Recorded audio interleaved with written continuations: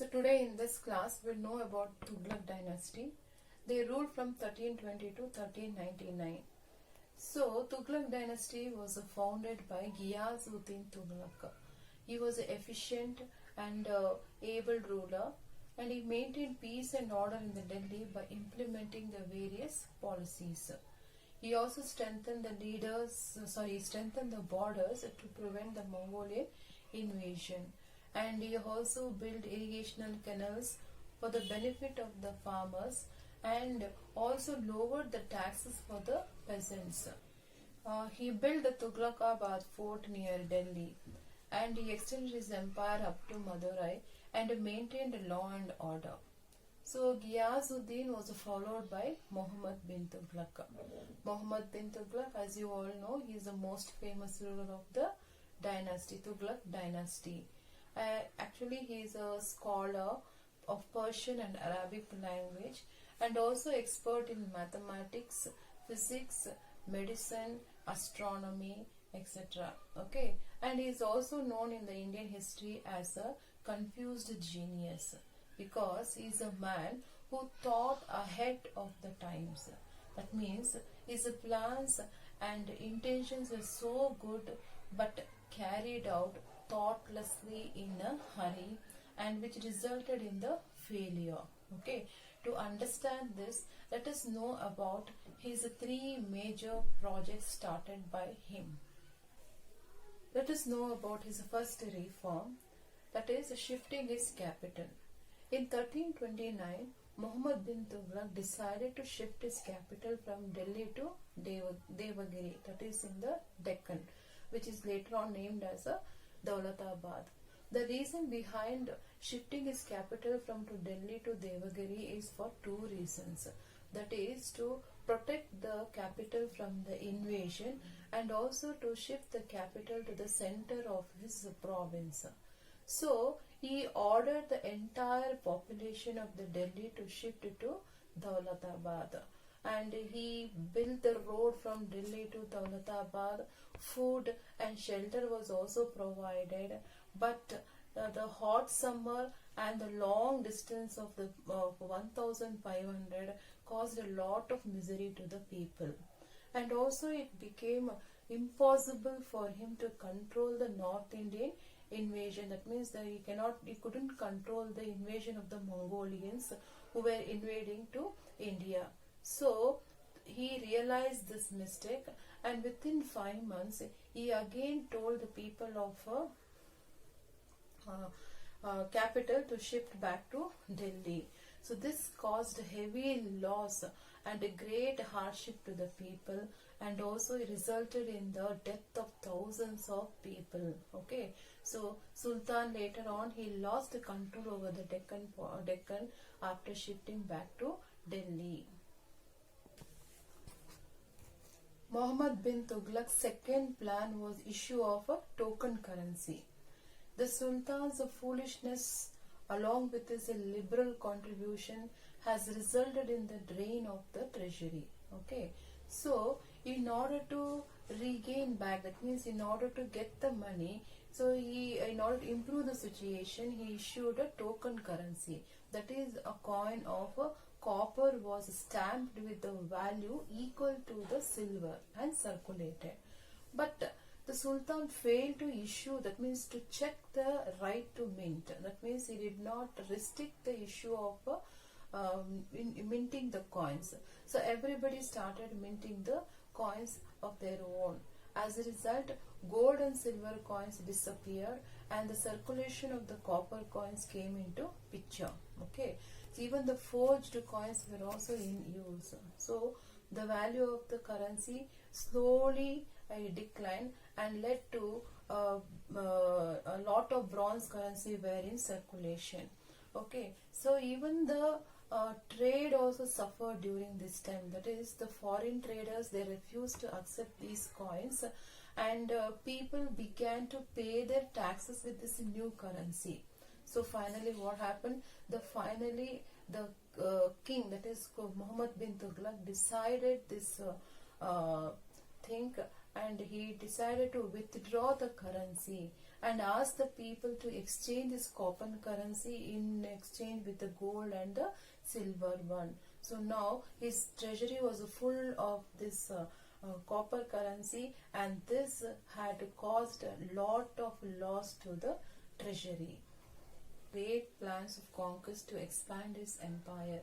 He sent a number of expeditions to China and Persia, but both the expedition failed, and he lost thousands of soldiers and a lot of money.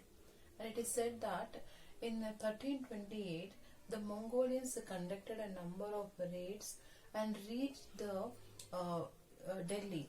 But instead of fighting them, the Sultan paid a huge sum of money to withdraw. As a result, Mongolians started invading India more frequently. So all these schemes tell us that he is actually a good person, but due to lack of proper planning, he had failed. So he's been called as a mixture of opposite. In spite of many good qualities, he failed as a ruler, and he also lacked common sense. So he is a strange combination of both good and bad. But his failure lowered his image in the history of India and also in the eyes of the people. And there was also discontent in the heart of the people regarding his rule. Later on, he lost his empire like Bengal, Warangal, Devagiri and Gujarat. And thus, let us know about Firoz Shah Tughlaq.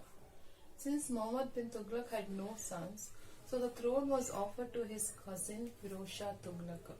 Actually, he had no ambition to become a sultan, but his officials, that means his nobles, forced him to take the position, and he succeeded as a ruler in the year 1351 AD. Nobles referred Firoz Shah as an ideal ruler because he had implemented various friendly programs, like he abolished around 20 different taxes, and he also paid compensation to the victims of Muhammad bin Tughlaq invasion, and he also had he provided help to the poor and the needy people. And in addition to all these things, he also carried many works for the public, and no other king was as like Firoz Shah Tughlaq. And it is also been said that he is also a great builder. It is said that he had built towns in Filozabad, Jaunpur, and he also built many mosques, palaces, and he is also very fond of gardening. It seems that around 1200 gardens were built around Delhi, and he also had taken several measures in order to preserve the historical monument also during his time. Irrigation canal was also improved. Wells and many canals were also dug during his time for the welfare of the people. And he also worked for the promotion of the education. And it is said that during his time he established many schools. It is madrasas. So education was important during this time in the school, in the madrasas. And also the Firoz Shah Madrasa was established, where it served as a school for the higher education. And thus he is been called as a ideal king by the people. That means according to the Muslims, he is been called as a ideal king. And in the year of 1388 he died at the age of 80. Later on, the vast empire began to disintegrate. So this is about Tughlaq dynasty. Next we will know about Sayyid and Lodi dynasty. The ruler of this dynasty was followed by Sayyid and Lodi. Their rule lasted for about a century, that is from 1414 to 1526. So Sikandar Lodi, Ibrahim Lodi were considered as the most important rulers of this dynasty. Now let us know about the Sayyid dynasty. Not much has been given in the sources. It says that Khizr Khan Sayyid, the governor of Multan, founded this dynasty by conquering Delhi. He established his rule in Doab and Gwalior, and he suppressed even many rebellions and established law and order. And the prominent rulers of this Sayyid dynasty were Muhammad Shah, Alam Shah, and Alauddin. Bahlul Lodi, who defeated Alam Shah and brought an end to the rule of the Sayyid dynasty. So this is about the Sayyid dynasty. Next we will know about Sikandar Lodi. Sikandar Lodi is considered as the greatest ruler of the Lodi dynasty. He annexed Jaunpur, Bihar, and brought the whole of Gangetic plain under his control. But he was said that it was unsuccessful in capturing other places. Trade and commerce had flourished during his time, and he also tightened his control over the nobles and employed spies also in order to keep himself informed about the activities around the empire. And also he had regulated market price, and he also promoted agriculture, and it is said that he is the one who founded the city of Agra also and made his capital. So this is about Sikandar Lodi. Next we will know about Ibrahim Lodi. Sikandar Lodi was succeeded by Ibrahim Lodi in the year 1517 AD. Okay, it is said that he has to face a lot of rebel when he ascended the throne, and one of that was Rana Sanga. His Rana Sanga is from Mewar, okay, and he wanted to extend his empire right up to the western Uttar Pradesh, and so he threatened even to attack Agra. So this was the rebellions towards from the eastern side also. And it is also said that there was a mistrust in his office or the empire, because he used to replace the old and the senior commanders to the younger one, and this was one of the main reasons for his mistrust. Okay, and in order to further humiliate the Afghan nobles, he imposed several rules, like they have to stand before him, that is before its throne, with the folded hand across his front.